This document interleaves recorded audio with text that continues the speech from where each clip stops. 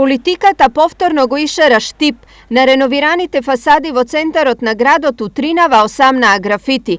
Ова непријатно ги изненади локалните власти кои не толку одамна имаа голема акција за бришење на графитите и обнова на фасадите. Општина Штип во 2013, посебно во 2014 година спроведе акција на бришење на графитите, недоличните, непримерните, партиските, политичките графити, со цел да спроведеме еден вид на ментална хигиена. За жал се случува по втор пат во рок од една година да настарда дел од ѕидовите со нови политички пораки графити. И уште еднаш ќе апелираме и ќе кажеме дека ѕидовите не се виновни за политичката ситуација, ниту пак се место каде што треба да се води диалог политички. И за граѓаните содржината на графитите е ирелевантна. Важно е што ги имаше таму каде што не им е местото. Сега имаме добро фасадирани згради, скоро, поготово уложено е труд, пари, се, и сега некој да земе тоа да го огруби, стварно нецивилизирано по мене. Не е убаво да црт. Не е убаво. Убаво е што направијате.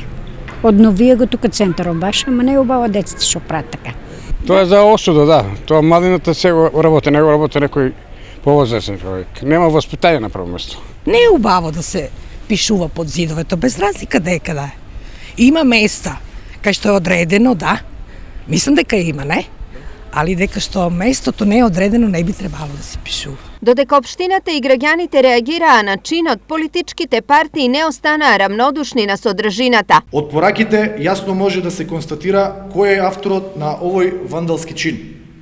ВМРО ДПМН не се согласува со ваквото политичко однесување и јавно ги осудува овие девијантни политички делувања. ВМРО ДПМН прашува дали е ова начинот за доваѓање на власт и дали е ова вашиот начин на политичко делување. Екипи на ИСАР од денес почнаа со бришење на графитите и за кратко ѕидовите повторно ќе бидат чисти, но прашање е до кога. Избори се ближат, а со нив и засилени активности на партиите или на поединци кои во име на партиите тренираат краснопис по градските ѕидови.